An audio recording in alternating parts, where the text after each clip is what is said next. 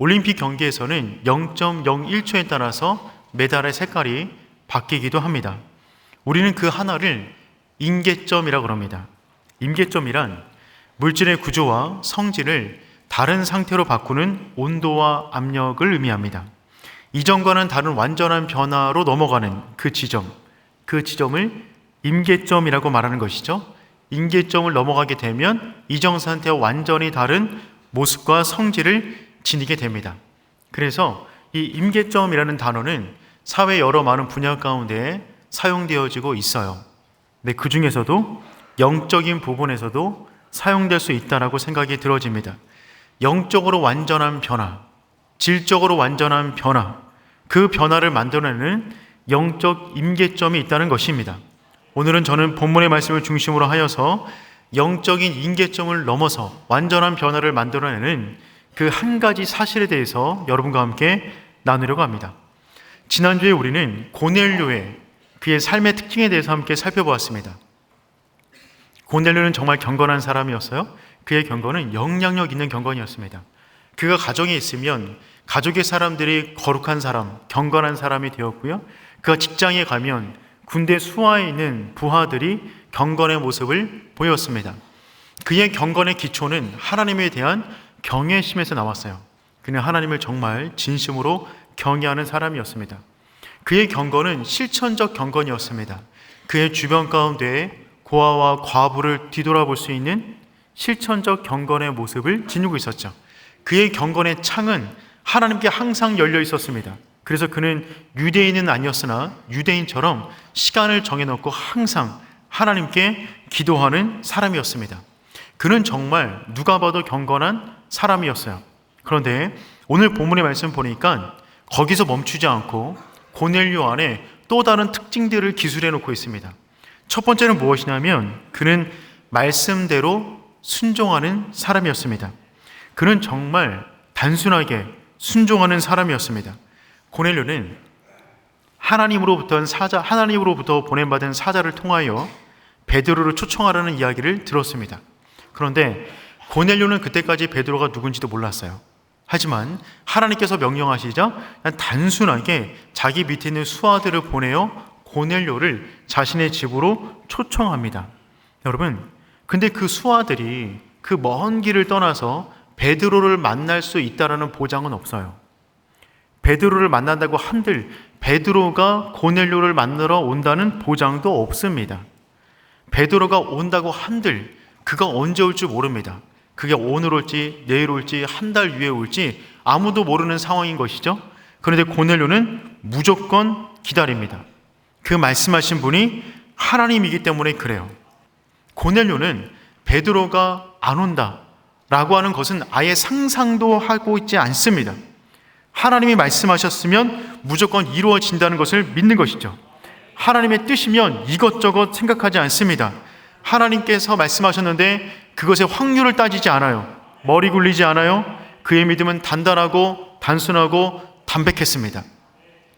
우리의 믿음이 그런 믿음 되기를 소망합니다.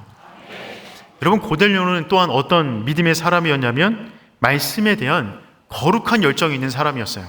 그는 정말 말씀에 대한 뜨거운 열정이 있는 사람이었습니다. 그래서 고넬료는 베드로를 만나자마자 그 앞에 엎드려 절을 합니다. 25절과 26절 말씀 읽어보겠습니다. 마침 베드로가 돌아올 때에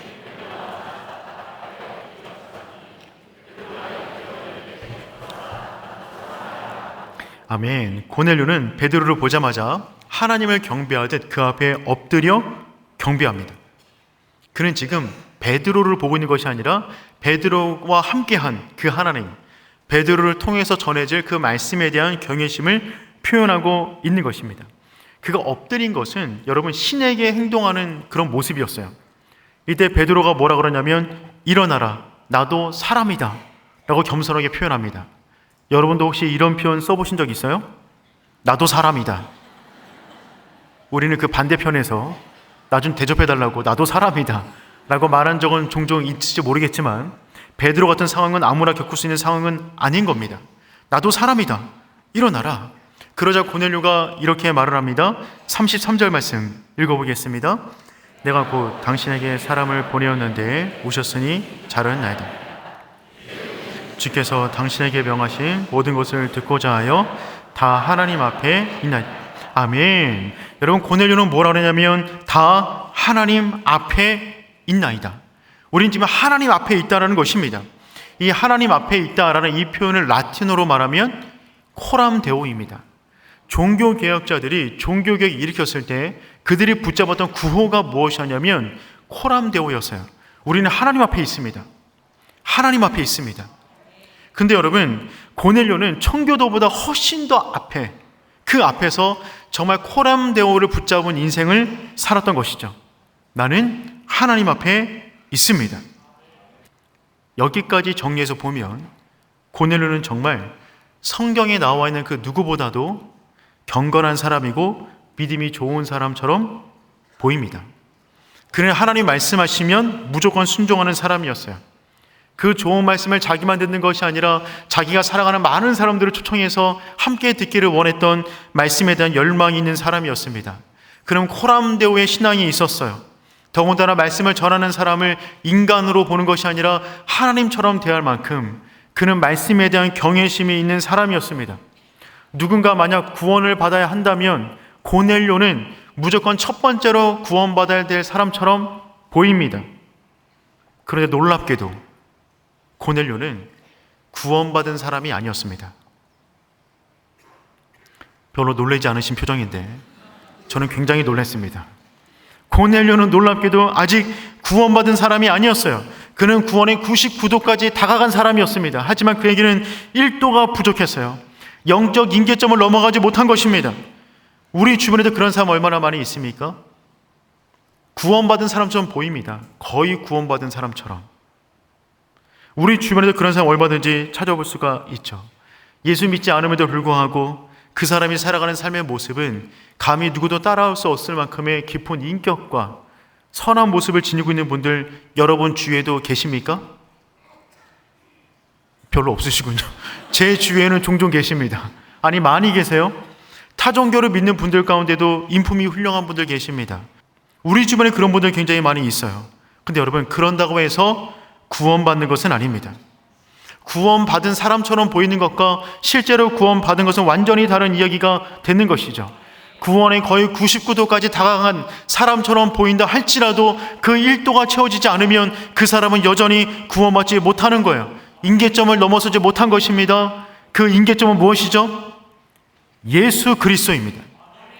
예수 그리스도, 그분을 내 인생의 구주로 모시지 않는 한 영적인 임계점을 넘어갈 수 없다는 것입니다. 고넬료는 하나님으로 충만한 사람이었어요. 그런데 예수를 몰랐습니다. 그는 열심히 기도했지만 예수 이름으로 기도하지 않았어요. 그는 도덕과 선한 인생을 살았지만 그는 예수를 모르는 사람이었다고요. 안타깝지만 이것이 사실입니다. 후메네오와 알렉산더 역시 마찬가지입니다. 디모데전서 1장 19절 20절 말씀 우리 함께 읽어보겠습니다. 착한 행실을 가져라.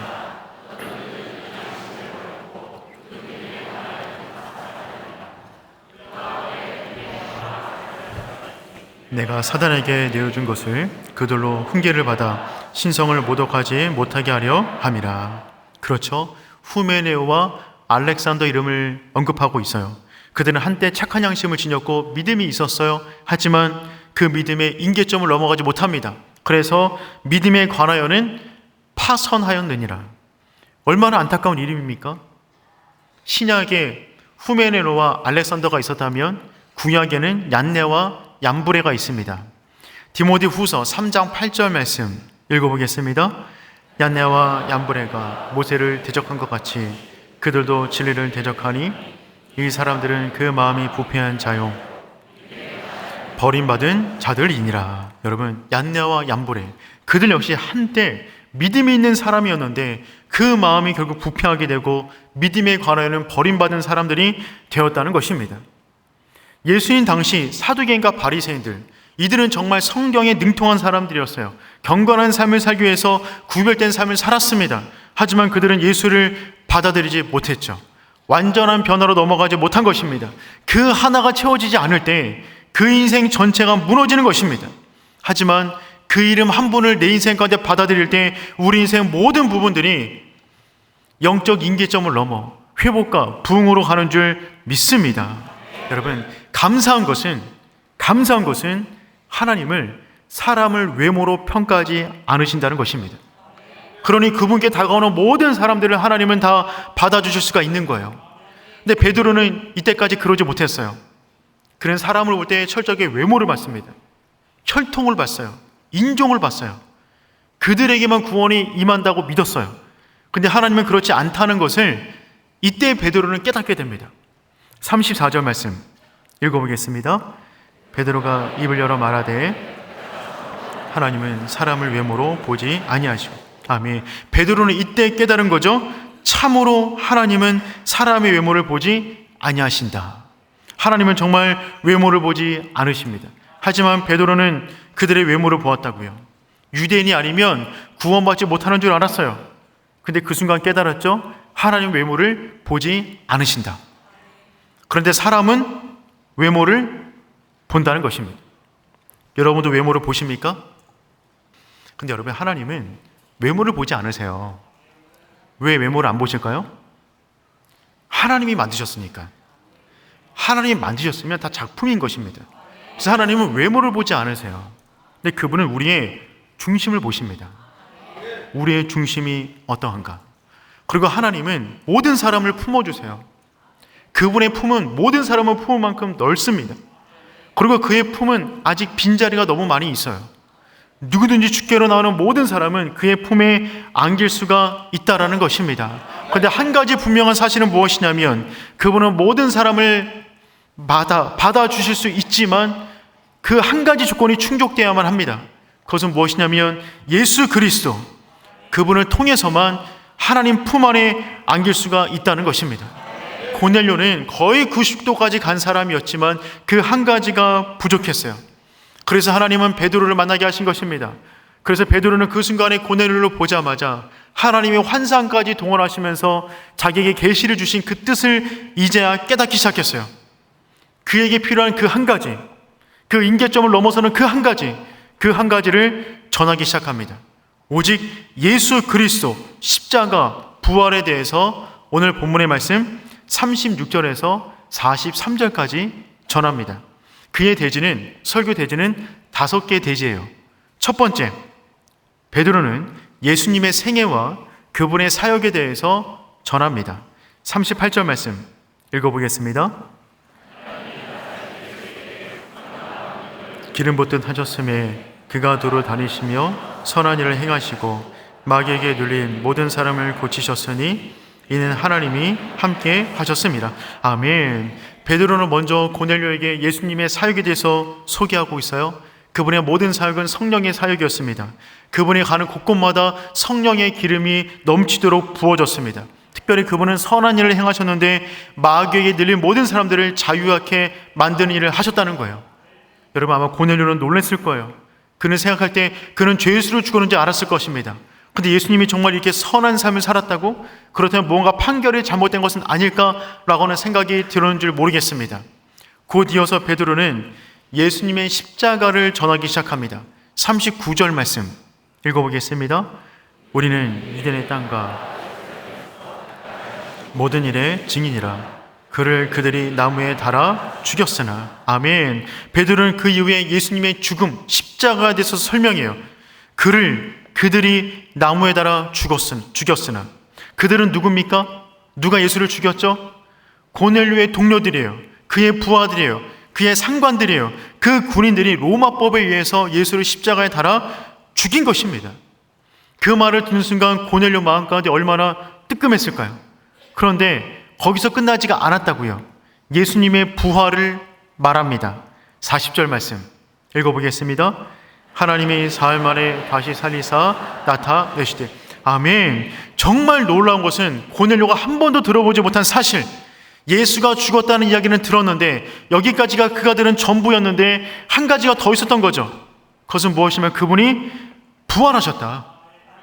고넬료가 이 말을 듣는 순간 얼마나 놀랐을까요?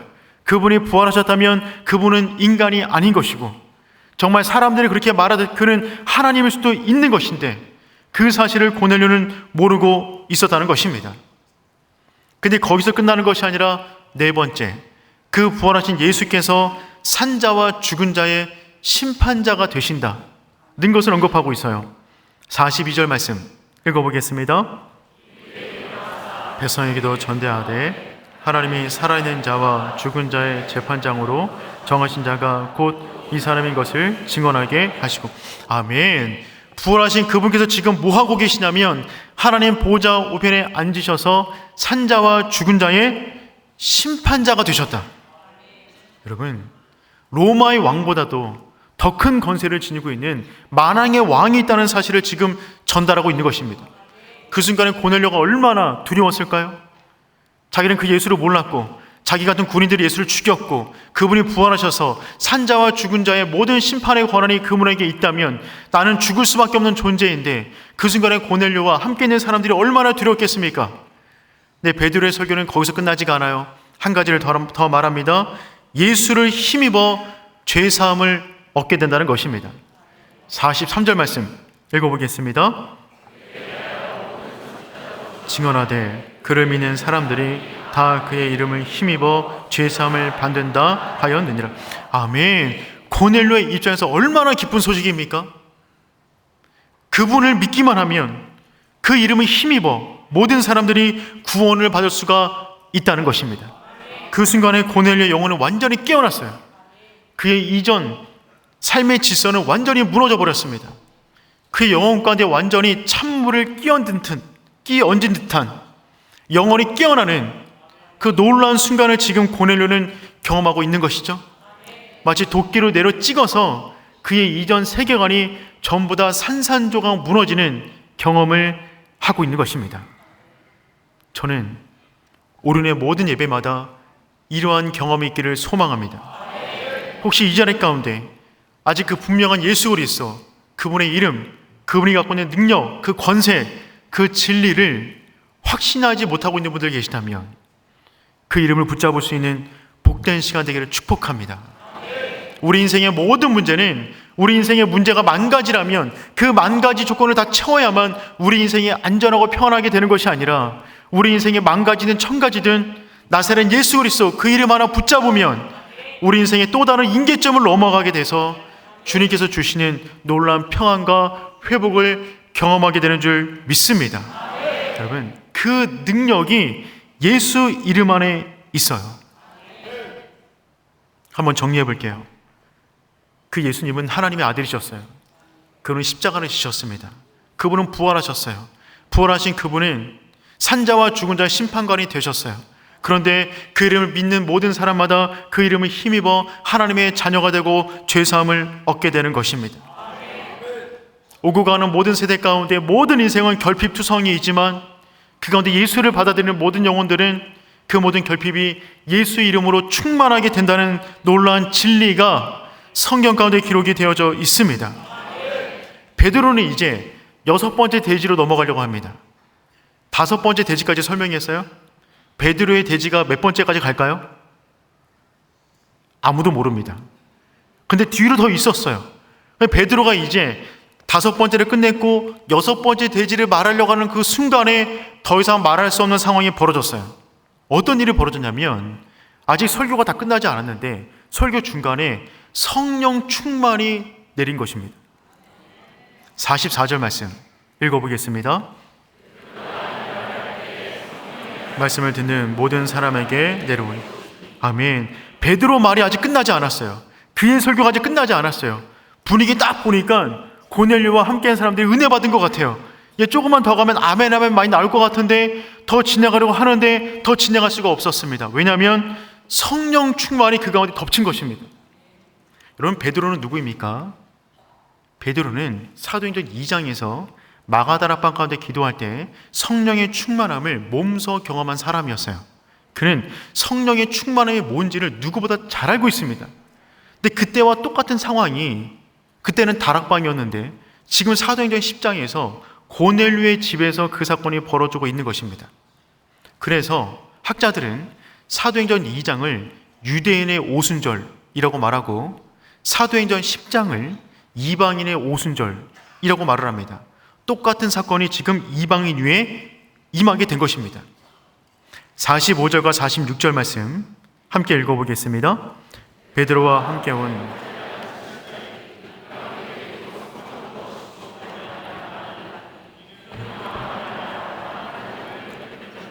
아멘. 여러분, 다락방에 모여있는 모든 사람들에게 성령이 임했어요. 그것은 베드로가 경험했던 성령과 똑같은 성령 충만의 역사였습니다. 그리고 그들이 어떻게 했냐면 방언을 말하기 시작합니다. 그리고 하나님을 높이기 시작해요. 방언의 찬양과 놀라운 기사와 역사를 그들이 하늘의 언어로 계속해서 말을 하기 시작하는 것입니다. 이 현상을 보고 베드로는 정말 깜짝 놀랐어요. 베드로가 놀란 것은 그냥 놀란 것이 아니라 소스라치도 놀랐는데, 베드로가 놀란 이유는 무엇이냐면 성령 충만이 임한 것 때문에 놀란 것이 아니라 그 성령 충만이 이방인에게 임한 것 때문에 놀랐어요. 그는 유대인에게만 성령이 임하는 줄 알았어요. 근데 여기 보니까 자기가 설교하고 있는 그 중간에 이방인 가운데 성령 충만이 임하게 된 것입니다. 그러니 만약에 베드로가 우리가 예배드릴 이 모습을 보고 있으면 뒤로 자빠져 기절할 수도 있습니다. 이렇게 많은 이방인들이 함께 모여서 하나님을 예배하고 있다고? 이런 일이 가능한가? 지금 베드로는 그런 상태 가운데 있었다는 것입니다. 45절에 보면 논란이 라고는 이 단어가 어떤 단어냐면 엑세스템이라는 단어입니다. 이 엑세스템이라는 단어는 어떤 단어냐면 그냥 놀란 것이 아니라 너무 놀래갖고 기절할 정도의 놀라움을 엑세스템이라는 단어를 써요. 이 단어가 언제 쓰였냐면 예수님께서 회당장 야이로의 딸을 살리실 때, 죽었던 회당장 야이로의 딸을 살리셨을 때 그 아이가 살아날 때 아버지가 보고 한 반응이 이 단어입니다. 죽었던 딸이 살아났으니 얼마나 놀랐겠어요. 그 놀라움이 지금 베드로 안에 있는 것입니다. 인간의 생각대로 진행되는 예배가 아니라 성령이 주도하는 그 예배, 성령 충만한 그 예배가 지금 고넬료의 집 가운데 임했던 것입니다. 여러분, 우리 역시 그 성령님을 사모하는 마음으로 모든 예배 가운데 참여해야 되는 줄 믿습니다. 사도행전을 보면 오순절 다락방에서는 기도하다가 호련히 성령이 임하셨습니다. 사마리아 땅에서는 성령 충만을 요구해서 기도하다가 성령 충만을 경험해요. 사도행전 10장에서는 고넬료 집안에서는 설교하다가 호련히 성령 충만을 경험하게 됩니다. 즉 무슨 얘기냐면 성령은 우리가 예측할 수 없어요. 언제 성령님이 내 안에 들어오셔서 내 인생을 뒤집어 놓을지 아무도 모릅니다. 그런데 분명한 사실은 성령님이 임한 환경은 다 다르는데 공통적인 특징은 있어요. 그것은 무엇이냐면 그 순간에 누군가는 하나님을 열망하고 있었어요. 기도하다가, 말씀 듣다가 그 열망한 그 영혼 안에 하나님이 역사를 일으키셨던 것입니다. 하나님에 대한 굶주림, 배고픔, 열망, 헝거, 그 영혼 위에 하나님의 성령을 부어주시는 줄 믿습니다. 그 순간에 1도가 넘어가는 거예요. 임계점을 넘어섰습니다. 그 이후에 고넬료가 어떤 인생 살았는지 우리는 정확히 알지 못하지만 그는 분명히 이전과는 완전히 다른 인생을 살아갔을 것입니다. 우리 인생 가운데 문제는 무엇입니까? 그게 무엇인지 간에 예수 이름 한 분 붙잡으면 그 1도가 더해져 우리 인생까지 새로운 역사가 펼쳐지게 되는 줄 믿습니다.